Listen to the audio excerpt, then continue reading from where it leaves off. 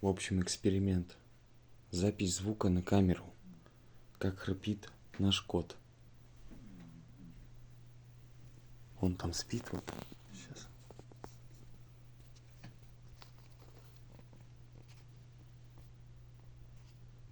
И стал храпеть. Проснулся. Разбудил кота. Пидорас. Как всегда, блядь, просыпается. Он так храпел.